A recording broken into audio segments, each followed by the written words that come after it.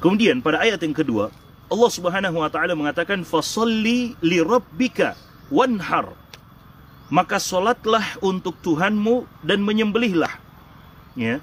Setelah Allah Subhanahu wa taala menyebutkan nikmat yang begitu banyak kepada Nabi Muhammad sallallahu alaihi wasallam, kemudian Allah menggunakan kata fasholli, maka solatlah.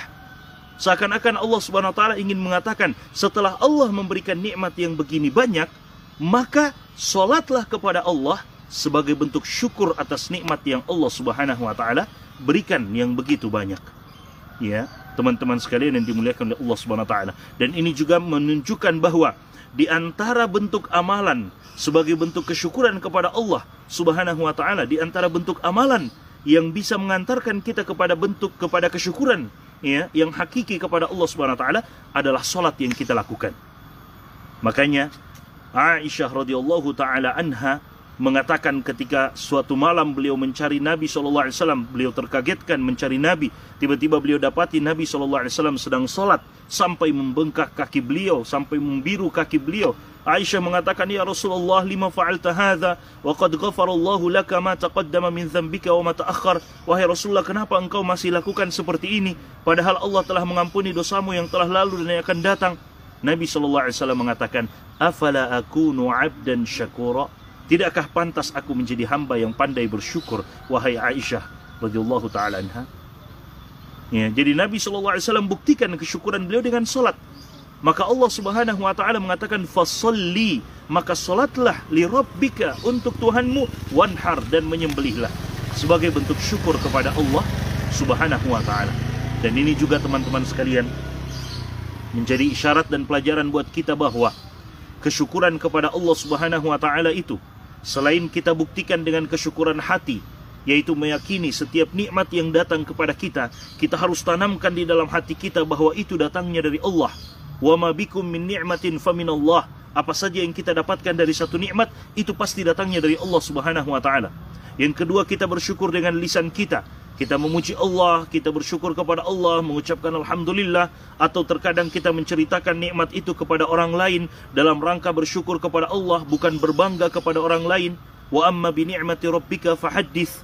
Adapun tentang nikmat Tuhanmu, maka boleh ceritakanlah dalam rangka bersyukur kepada Allah Subhanahu wa taala. Selain daripada bersyukur dengan hati dan lisan, kita buktikan bersyukur dengan anggota badan kita, dengan beribadah kepada Allah Subhanahu wa taala. Inilah yang Allah katakan fasholli, maka salatlah li rabbika, untuk Tuhanmu, wanhar, dan menyembelihlah.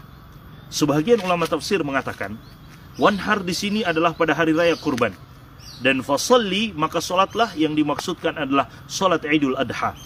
Sebagian ulama kita mengatakan salat Idul Adha dan kemudian hari raya kurban atau Idul Adha, ya, berkurban pada Idul Adha.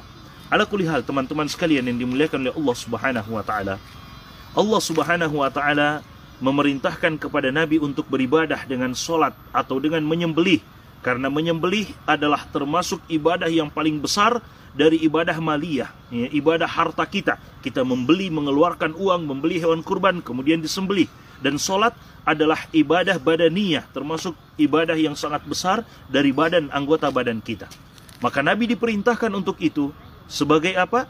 Syukur kepada Allah atas nikmat yang begitu banyak yang Allah berikan kepada beliau.